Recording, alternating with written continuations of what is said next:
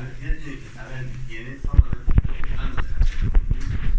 Y este tema de la neumonía es una enfermedad común, frecuente, en el cual vamos a decir que es un proceso inflamatorio, infeccioso, sobre todo infeccioso, de lo que es el parénquima pulmonar. No se olvide de esto del parénquima pulmonar, porque a veces hablan de neumonía pensando que pueden ser los bronquios, los bronquiolos, y es el parénquima pulmonar, el pulmón, como están viendo en esta imagen, lo que se ve infectado, lo que se ve afectado. Es un proceso infeccioso del parénquima pulmonar, causando fiebre, sí, a veces no, y sintomatología respiratoria y además cambios radiográficos en la radiografía de tórax, ¿no? Sin embargo, presente un proceso infeccioso e inflamatorio del parénquima pulmonar. Esa es una neumonía. Si vamos a la clasificación, en varios libros están diferentes, ¿no? Los únicos que hablan son de adquirida en la comunidad, adquirida o intrahospitalaria, otros que son asociadas al ventilador mecánico en terapia intensiva, en emergencia, y otros actualmente ya se maneja el término asociado a cuidados de la salud, ¿no? Porque muchas veces el paciente, por ejemplo, ustedes van a hacer práctica, por ejemplo, a un hospital y agarran una neumonía a los 2 o 3 días de retiro, no es una hospitalaria porque ustedes no estaban internados, no es una actividad en la comunidad porque el germen en el hospital asociado al ventilador no es solo para uno. Entonces se maneja ya este término de asociado a cuidados de la salud, ¿no? A ese tipo de pacientes. ¿Y por qué hacen esa clasificación? Porque en cada una de estas neumonías o cada una de estas clasificaciones conlleva lo que es diferentes gérmenes o microorganismos presentes en estas enfermedades, ¿no? Tenemos lo que son, y ahora tienen que analizar ustedes, ¿no? Ayer les decía, lo que estamos avanzando en todas las teorías van a saber que sí, pero tienen que analizar la situación para tratar de ver hacia dónde van a apuntar el tratamiento y el diagnóstico. Tienen que pensar, ¿no? No se trata como ahora, por ejemplo, solo de mirar, tienen que analizar. Existen factores de riesgo para agarrar lo que es una neumonía y varios de esos factores de riesgo están asociados, pues, por ejemplo, a la inmunodepresión, están asociados a lo que es una neutropenia, están asociados a el lugar donde uno vive, entonces están asociados a varias cosas. Ejemplos claros. Si ustedes tienen un paciente, les llega a emergencia, y les preguntan qué ha pasado, está tosiendo ahorita, han empezado a respirar mal, pero qué ha pasado, de dónde, le hemos recogido de la discoteca, estaba tomando y estaba comiendo y creo que se ha aspirado. Y ha empezado a tener lo que son tos, o sea, al aire, y mire, está medio inconsciente, por favor, ayúdele. Luego la radiografía y es una neumonía broncoaspirativa, ¿no? Broncoaspirativa. ¿Qué gérmenes comunes hay en la broncoaspiración? Del tracto digestivo, ¿qué germen o bacteria puede ir al tubo respiratorio? ¿Cuál es la bacteria común del tracto digestivo? La Escherichia coli, ¿no? Esa es la común. Entonces, esa tal vez se ha broncoaspirado y ha ido al sistema respiratorio.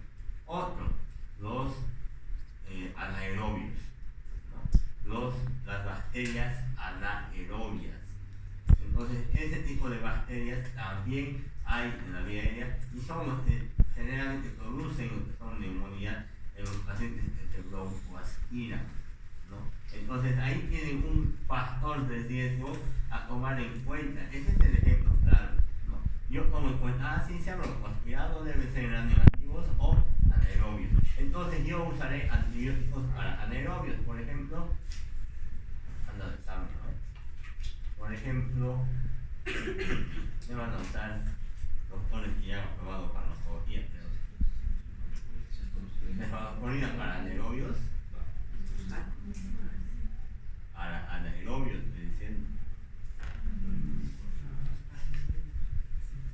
o no saben lo que son las bacterias anaerobias. Sí, sabemos. vancomicina tienes que estar pensando en un estafilococo aureus, pero en otro tipo de pacientes, ¿no? Hemodiálisis, funciones, en todos esos pacientes asociados a catéteres venosos centrales, ahí puedes usar vancomicina.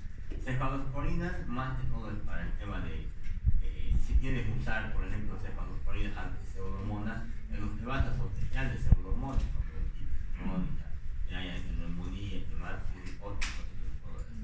Pero estamos hablando de anaerobios. Les estoy dando esa chance para los pacientes con anaerobios, y ustedes, el examen de semio va a entrar fármaco, no a gusto, con tu fármaco. Van a seguir leyendo. ¿Qué medicamento le van a dar? Esa va a ser la pregunta. Amoxicilina. ¿Cuánto le vas a dar? Metronidazol has dicho. ¿Cuánto le vas a dar? ¿De cuánto mide? 500 miligramos, ya sea en sachet o en comprimidos, hay de 500. Después hay menos jarabitos para el familia. Y hay ahora de 1.5 gramos, o sea, 1500 miligramos. Ese lo usas una vez al día, ¿no? Pero los demás que te das el seguro es 500 sachets, ¿no? O ampollitas que usas cada 8 horas. Ese te va a servir para el anaerobio.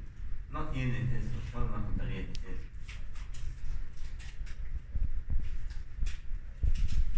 Siboney, ¿cuál más vas a usar? No tienes metronidazol, pero tienes que cubrir anaerobio.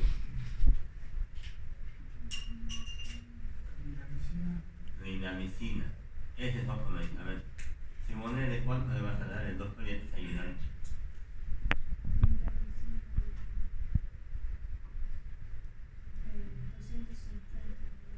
Sánchez, ¿cuánto le vas a dar? 200. ¿Cuánto? 200. ¿De cuánto viene la lindamicina? ¿De cuánto puede dar? 600 miligramos de sachet, igual una ampolla. ¿Cada cuánto le vas a comer? Cada 8 horas igual, ¿no? Entonces, esa, por ejemplo, ese manejo tienen que saberlo. Así, esos son factores de riesgo. Para eso les sirve, por eso yo les decía a un inicio, les sirve la semiología para determinar factores de riesgo, síntomas, averiguar de dónde viene el paciente. Les sirve evaluar al paciente que tiene neumonía en la radiografía. Les sirve la fisiopatología, porque ahí saben que una neumonía broncoaspirativa, las bacterias más frecuentes son los gram negativos y las anaerobias, ¿no? Ya ahí nomás viene la fisiopatología de la neumonía y todo eso. Y les sirve farmacología para tratar a ese paciente. Entonces, si ustedes encuentran un paciente así con esas características de ser broncoaspirado, estaba ebrio, y todo sin estar ebrio ni nada, ya pueden empezar antibioterapia dirigida al paciente para salvarle la vida. Recuerden que no hay que esperar la infección. Muchas veces esperan la infección y a veces la evolución de la infección es fuerte, tediosa, llega a tener sepsis. Eso ya es mucho más fuerte y empiezan a tener mortalidad los pacientes, se mueren, ¿no? Entonces, como han visto ahora, simplemente de esa manera quiero que vayan analizando todos los casos, con esos detallitos que van ustedes organizando, con todos los factores de riesgo habidos y por haber. Pueden decir más factores, pero para no perder tiempo, ¿no? Recuerden que hay mecanismos de defensa y es más fisiopatología, ¿no? Son las vibrisas, los fonetes en la nariz, el reflejo de la tos, el reflejo nauseoso, los cilios a nivel bronquial que van haciendo una especie de vaivén para eliminar la secreción, que normalmente generamos secreción, pero que normalmente vamos a deglutir. ¿Qué vamos a hacer? Sí, nada, directamente no vamos a deglutir esas secreciones, porque son mínimas. Entonces las secreciones del pulmón, del tracto respiratorio, pero siempre las hay y van saliendo hacia afuera y eso lo deglutimos, ¿no? Si es exagerado, lo discutimos. Pero si la bacteria, a pesar de todo eso, la vitamina, la sustancia B, la proteína A y demás, la proteína S, todos los mecanismos de defensa siguen ingresando a un inicio de siguiente clase, llega a lo que es el alveolo, empieza a tener una batalla con lo que son los macrófagos, ¿no? Son los macrófagos alveolares en el alveolo y en el pulmón. Y si esas bacterias ganan, ya se genera la neumonía. Y ahí es donde empieza lo que es liberación de citocinas, ¿no? Inmunoglobulina o interleucina 1, interleucina 6. La interleucina 1, por ejemplo, es la que va a producir la fiebre. Factor de necrosis pulmonar también. Pueden tener interleucina 8 y factores estimulantes de colonia de granulocitos que va a producir leucocitosis, glóbulos blancos elevados. Entonces tienen todo eso y va a haber un aumento de la permeabilidad de esta zona y va a pasar líquido de plasma de la sangre a los alveolos. Y eso va a generar mayor mucosidad, ¿no? En un inicio, al pasar del glóbulo rojo, al pasar de una vaso sanguíneo, pasan también glóbulos rojos. Ya un inicio, esa exploración llega a ser esumbrosa, como les he mostrado, tipo salmonelado, pero esumbrosa, como la anterior diapositiva les he mostrado, ¿no? O después de eso empiezan a pasar más glóbulos blancos,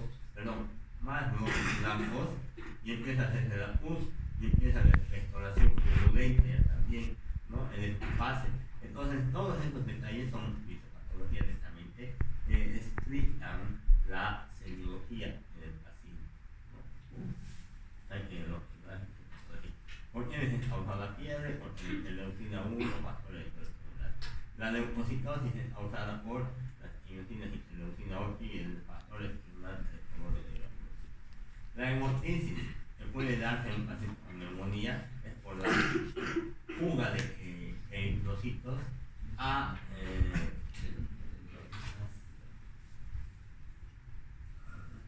Isabel, ¿qué tipo de tos tiene Ivette?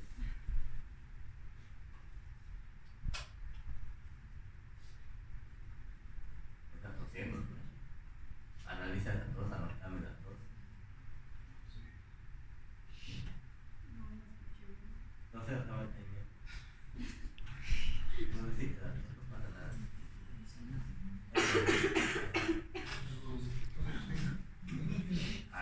Isabel, ahorita.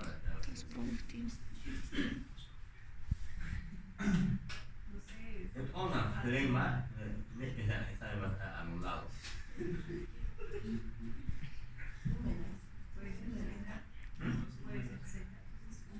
No parece tan seca. Nada más que te ponen todo.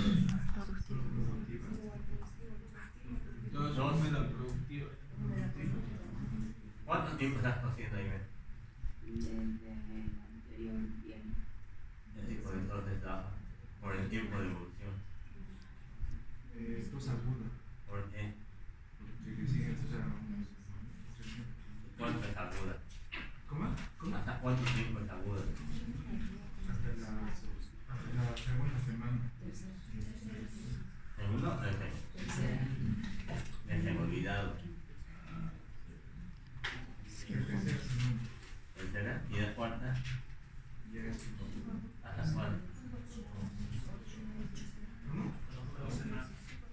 ¿Qué dice en su libro? Pero en su libro, sí. No de otro lado.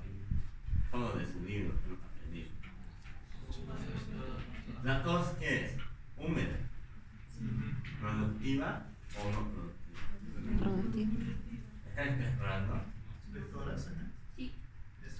Ya, a ver, vas a botar en un frasquito. Va a poner si es médico, ¿no?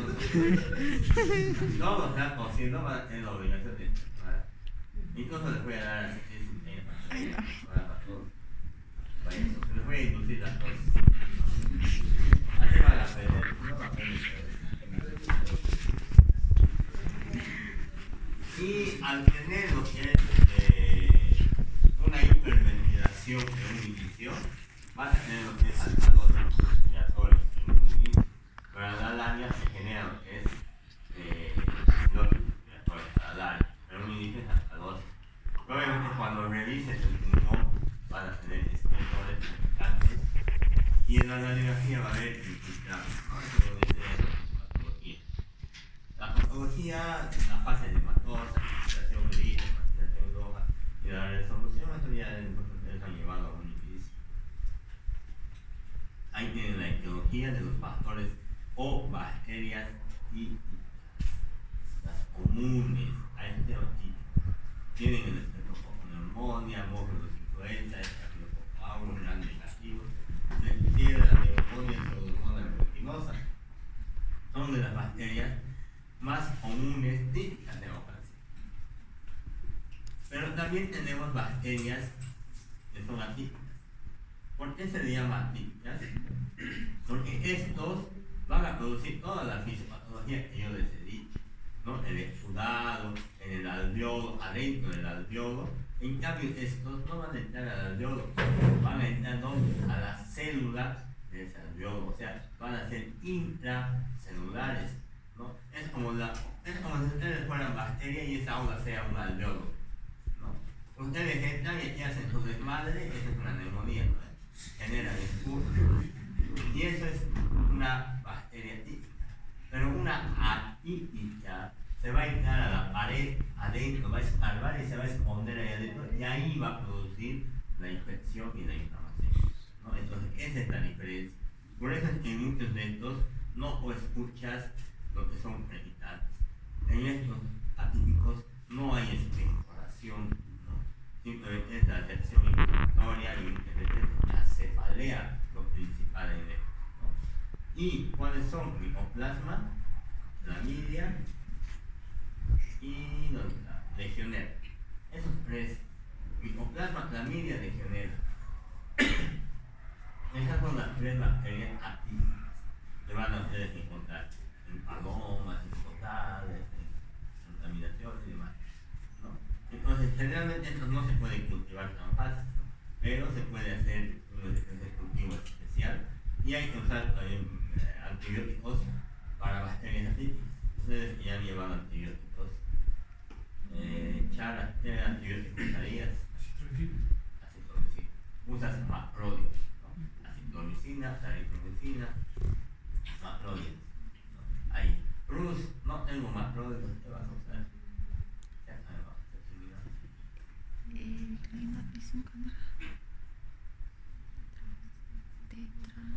tetraciclinas. Tetraciclina. Sí. Orellana, no tengo tetraciclina. ¿Cuál es tu tercera opción?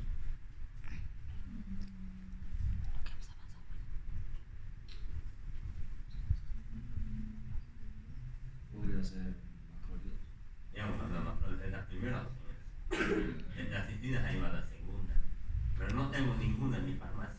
No hay doctor que pueda usar. No le voy a dar metalastámico, ¿no? Terazona, metilidina, no le sirve. Aminosoportes, no sirve. Carbaperente, ¿y cada cuánto voy a tomar eso?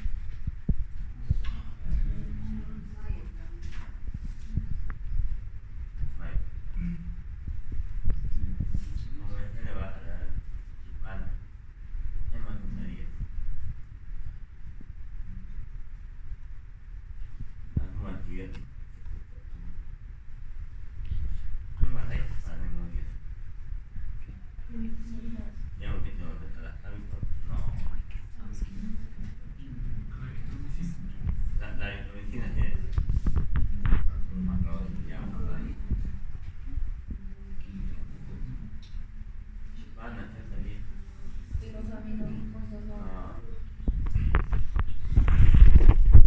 ¿Cuál inolona?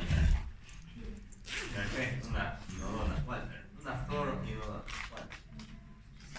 O inolona de tercera generación.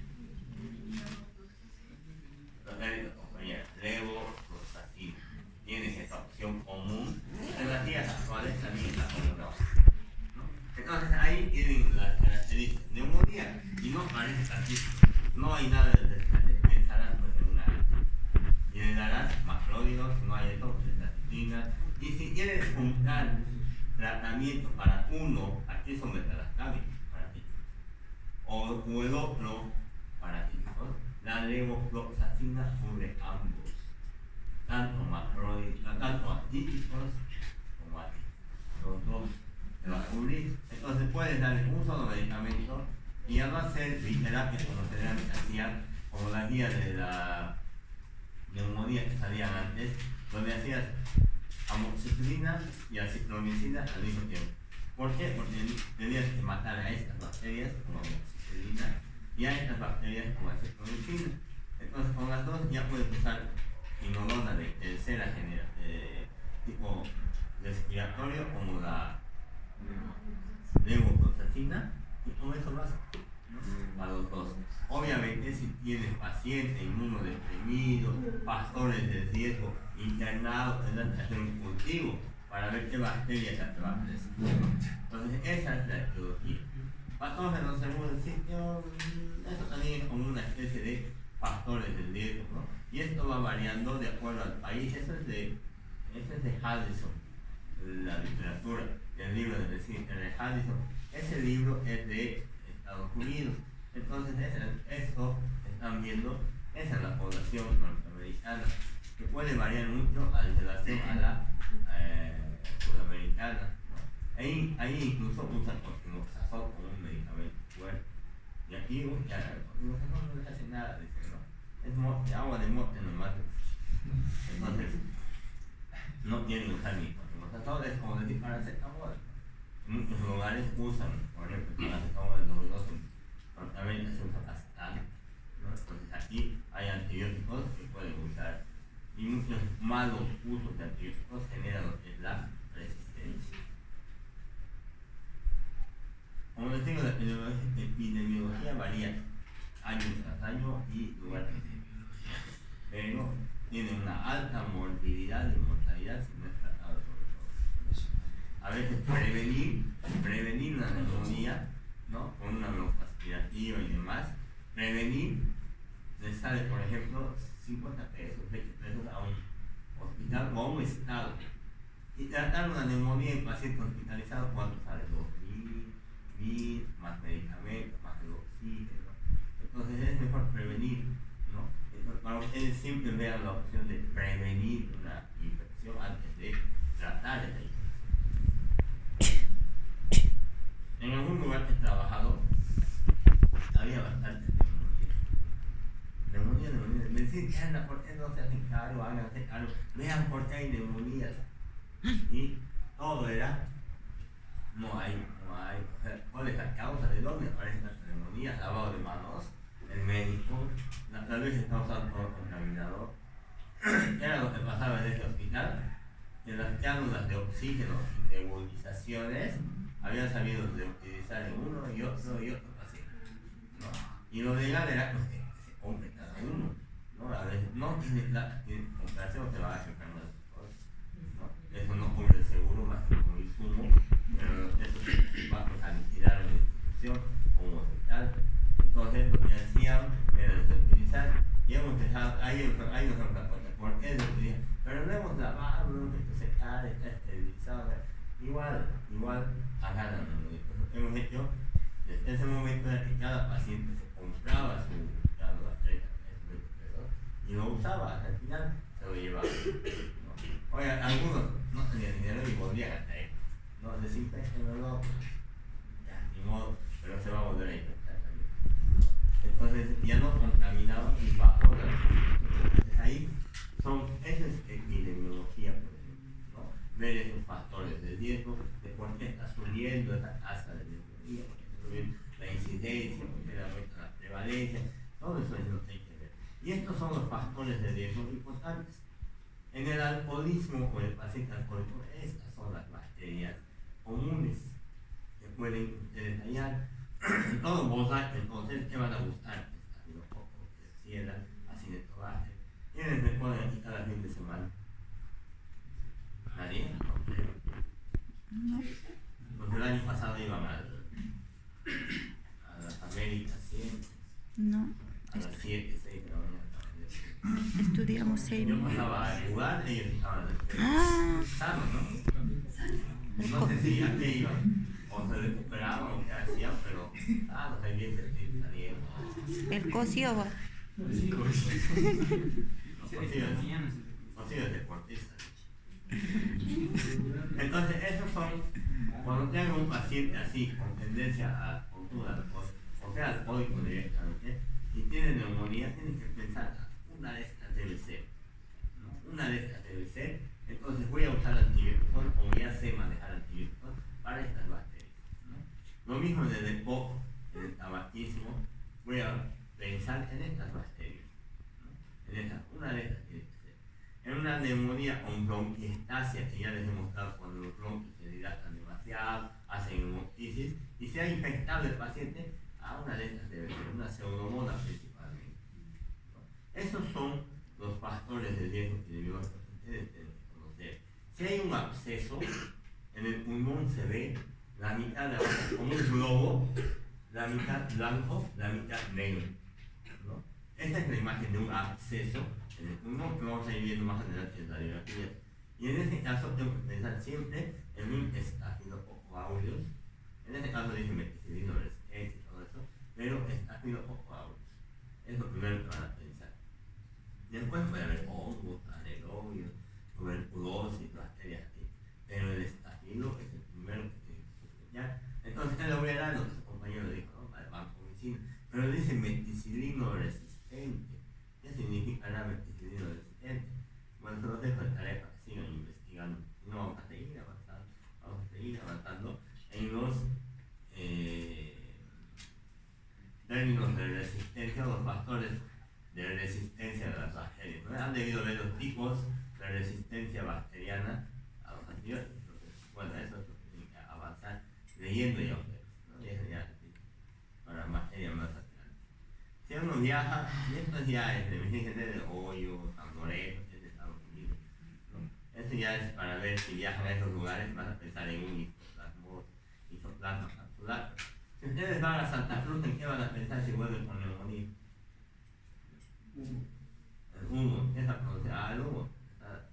El humo y aquí, ¿no? Si se dan cuenta en la mañana, humo. El aire, el aire, bueno, lo que colocan allá. ¿Qué bacterias están comunes allá? O virus. Pues.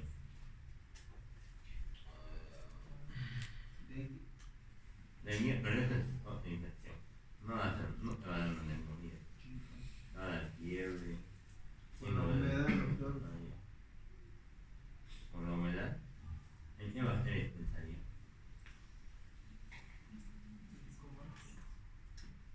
Si tienes un minero, viene de Potosí, agarra una neumonía, ¿en qué vas a sospechar?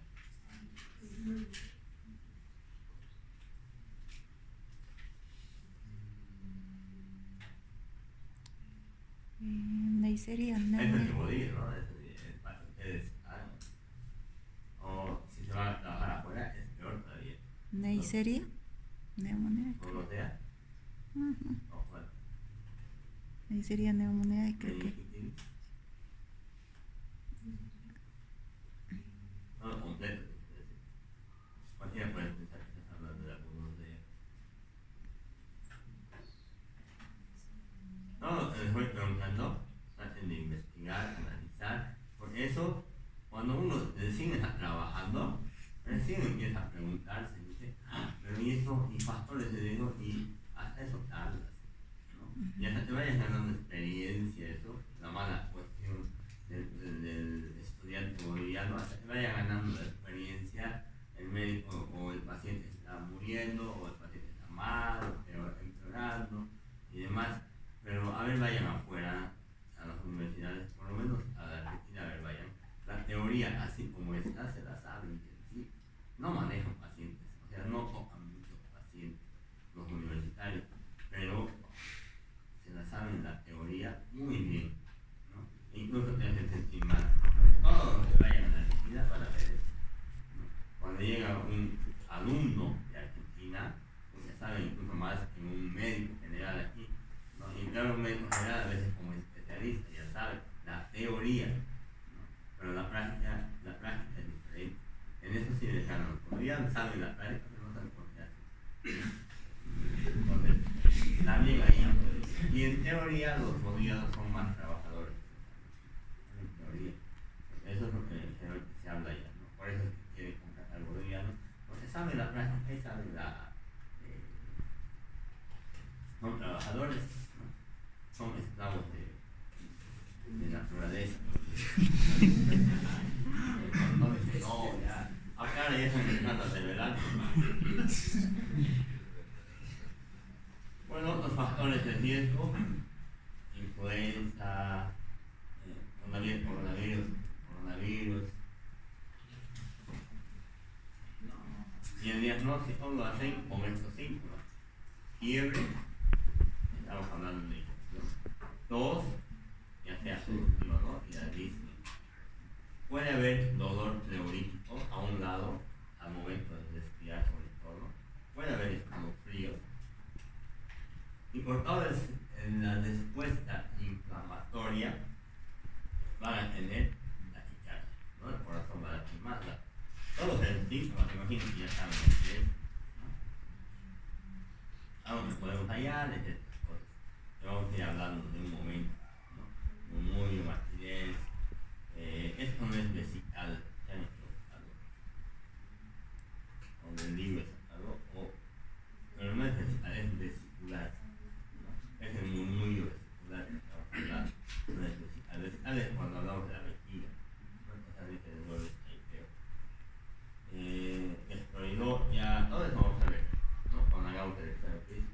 Cuando le digamos al paciente, dígame 33, sobre todo ustedes van a oír cuando el paciente con neumonía es, ¿no? Y a veces se olvidan de hacer eso, porque ahí, cuando tienen, por ejemplo, escuchan un sonido raro del pulmón préstico o no entra bien el aire, que es disminución del murmullo vesicular por la ley, tienen que decirle, dígame 33, porque no saben si es un derrame pleural, o es un tumor, o es una neumonía, o es una peristalsia, o es un tromboembolismo pulmonar, o es un absceso. Entonces, ¿cómo va a diferenciar clínicamente?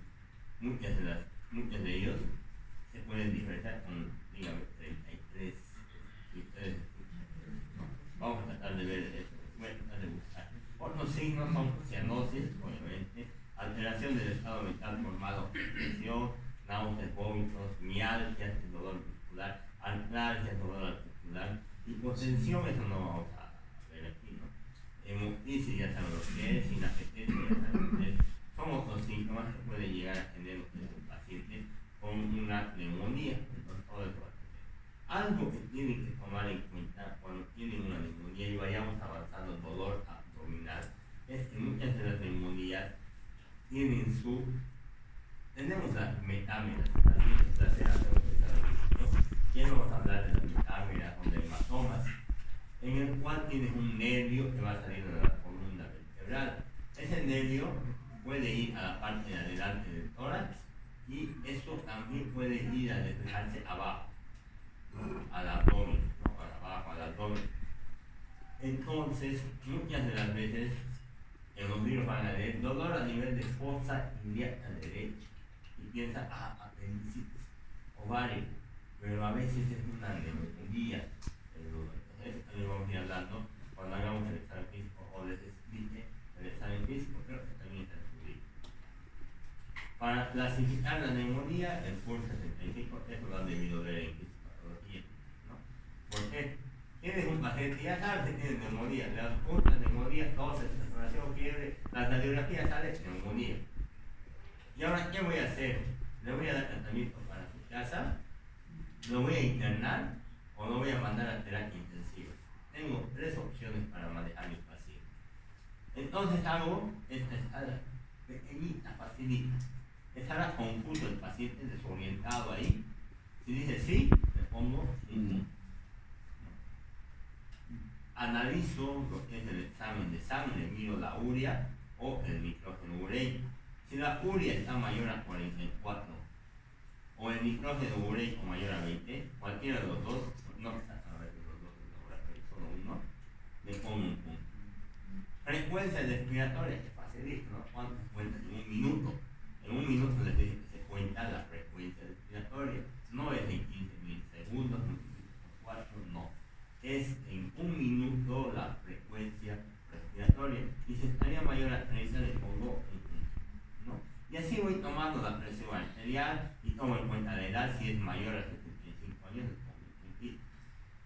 Y si el paciente tiene de 0 a 1 punto, sugerentemente es un manejo ambulatorio en su casa, si tiene de 3 a 5 puntos, o en todo caso de 2 a 4 puntos, perdón, de 2 a 3 puntos, dicen otros, aquí lo han puesto de 2 en la escala, es manejo hospitalario, o sea, lo tienes que intentar. Y de 4 a 5, por lo general en la mayoría de las escalas, es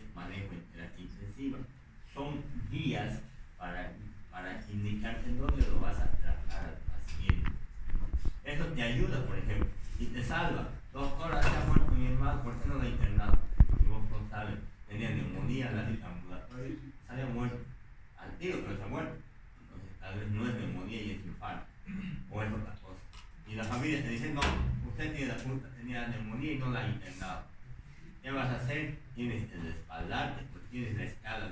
En mi escala solo tenía edad mayor a 65, tenía un puntito, no lo puedo internar a un abuelito porque soy descansador. Además de eso no tenía nada en su compraba, no había mucho en su radiografía, no estaba necesitando oxígeno, saturaba todo eso. Y si quieren puedo hacer la otra escala, la de Fine, es mucho más amplia y esa la nota, ¿no? Donde tienes puntajes de 10, menos de 10, todo eso. No lo de ver si tiene neoplasia, si tiene patopatía, insuficiencia cardíaca, accidente cerebrovascular, al examen físico, cómo está la conciencia, la respiración, la presión arterial, la frecuencia cardíaca. Le pido un laboratorio, veo todos los parámetros y en base a eso le doy un puntaje allá abajo también.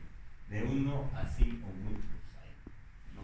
Si tiene menos de 70 puntos, es manejo domiciliario. Y el paciente tenía 30 de baja, ¿no? Solo tenía la edad, no tenía nada más. Entonces ahí te salva y le dices, oh, no puede haberse fallecido por neumonía. No, alguien tiene algún problema y tienes un respaldo incluso legal para evitar lo que es un juicio ahí, ¿no? Entonces de eso, para eso decide estas dos escalas comunes, la PAI, la ATS y la PURT 75. Esas escalas tienen que usar. Y vamos a preguntar que el examen esta no se van a aprender tanto. Creo que la mayoría se olvida, pero esta es la rápida. Al tiro, tratar al paciente y después, si es la internación, hace esto. Doctor, una consulta referente a lo que nos decía del manejo ambulatorio o hospitalario que se vaya a hacer el paciente. ¿Dónde habría que hacer notar que se ha hecho la evaluación del curso 65 y para tener el respaldo ahí, decir se ha evaluado? Esta es en la historia clínica. Hacen toda la historia clínica y el examen físico y abajito pones escalas pronósticas de neumonía. Diagnóstico de neumonía, impresión diagnóstica de neumonía y lo pones ahí el curso 75, 3 puntos, nada más. ¿No? Y si quieres pones entre paréntesis, concurso, urea elevada, respiración mayor a 30. Y ya está. Eso en la historia clínica, al finalizar lo que es el examen físico y el diagnóstico, ahí pones lo que es las escalas para tú más o menos respaldarte, que estás valorando de esa manera. Y que mejor que la gente se la ha revisado bien, ¿no? Difícilmente se equivocan de eso. Con más ganas te aceptan pacientes, con más razón confían en ti porque saben que estás haciendo cosas que la mayoría de los médicos por flojera o por desconocimiento no lo hacen. Entonces, por lo menos cuando los internos empiezan a disertar estos temas, yo les hago practicar, ¿no? Entonces, sepsis en sopa, en neumonía del PUR y demás, les hago practicar para que puedan ellos aprender mejor, porque eso les obliga a revisar mejor al paciente y su historia clínica. Obviamente tenemos los exámenes complementarios, ahí dice el gold estándar, ¿no? La prueba de oro, vamos a decir, de lo que es una neumonía. Y fíjense, en esta imagen tiene una radioopacidad a ese nivel del pulmón izquierdo, casi todo el pulmón izquierdo excepto la base, ¿no? Este está más o más desarrollada, pero a nivel de la base del pulmón izquierdo igual tiene su opacidad. El mediastino está muy ensanchado, ¿no? ¿Sabe cuál es el mediastino? Está muy ensanchado. Poner algo antes o posterior, porque está muy ensanchado. Pero la neumonía está ahí. Y como les decía antes, siempre pidan una radiografía frente. En el frente se ve así, el verde y el anaranjado como neumonía, pero no se nota muy bien, ¿no? En cambio, en la lateral se ve así, ya se nota más blanco y ya se nota dónde está por nuestro proceso neumónico, ¿no? Entonces, siempre es importante pedir, ¿no? Les decía que puede ser que aquí tenga lo que son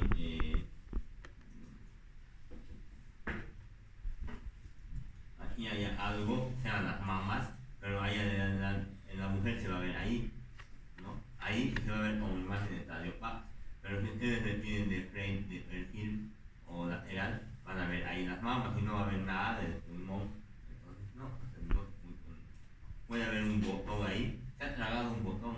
¿Dónde está el botón? Y después se le activa aquí adelante del botón. ¿No? Entonces, para eso decimos pedir de frente. ¿No? Eso es todo. Otra imagen, neumonía. Algunas son pequeñitas, ¿no? Pequeñitas las neumonías. Otras son importantes.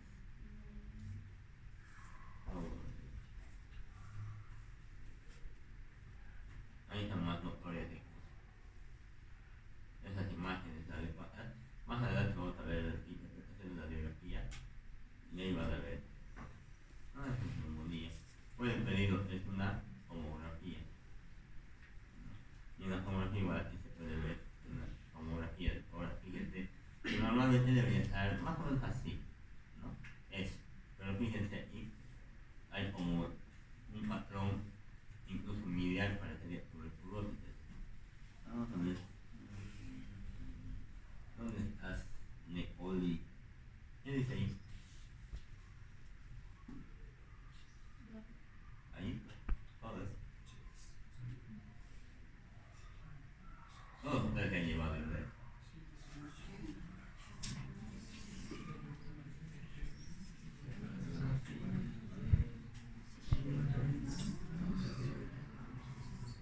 Todos murmurando como si supieran.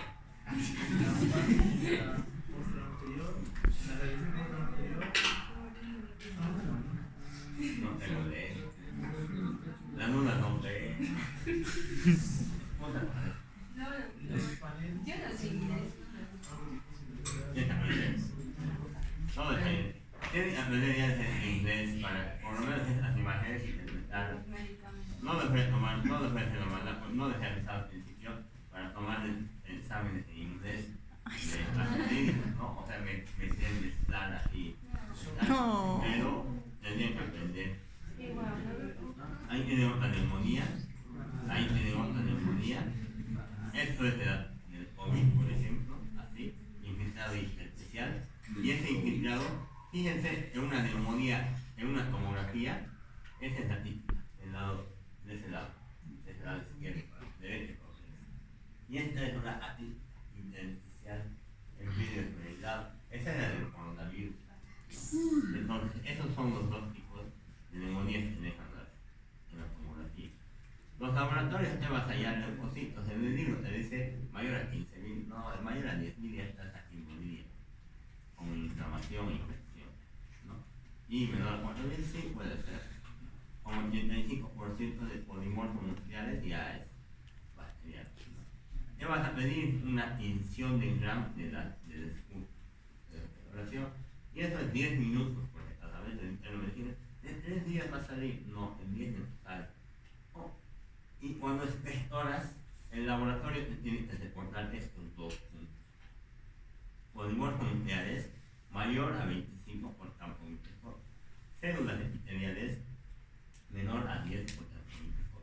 Si no se porta así, esa prueba está llena de saliva, alimento, o sea, pero es mal tomada. Tienes que volver a tomar. Y luego de eso, decidas el cultivo del esputo para aislar el germen. Puedes hacer cultivo de líquido pleural cuando tienes desagüe pleural. En los cultivos no son tan significativos actualmente, solo un 10% sale positivo, o sea, ya está plata y ya se trata de hospital. PCR, calcitoninas, que son factores de tratantes de inflamación aguda, y gasometría arterial, que ya vamos a repasar también. Y que varios de ustedes ya les hemos dado gasometría en el instituto y pues, no sabían qué significa gasometría. Y van a tener que hacer eso. Y el tratamiento, bueno, eso lo voy a dejar porque muchos de los tratamientos han modificado. Esto desde la bibliografía del 2019, Addison 2019, y ahora ya hay Addison 2021 de Safari, ya habla del coronavirus, entonces las guías se han actualizado. Esto del tratamiento, cada año tienen que leer, porque se va actualizando al año, ¿no? En esta fecha, por ejemplo, las infecciones urinarias, solo 5 días, incluso solo 3 días vas a tratar, nada más. Entonces uno dice, pucha, es el dolor más grande de resistencia, pero han salido nuevas guías así, y obviamente a un médico actualizado se le va educar prácticamente con lo que es manejativo y tiene sustento con conocimiento, bases en sí de investigación, o sea, no son al azar. Entonces, eso es el tratamiento, ya saben los tratamientos que se les puede usar, antibióticos, oxígeno y demás, ¿no? Pero ustedes ya manejan lo demás. Y eso no va a dar de ese es un fundamental. Eso se tiene que hacer. Neumonía, manifestaciones. No se hacen así. Eso generalmente, eso se les hago hacer a los alumnos, para que aprendan, ¿no? Ahí tienen diagnóstico.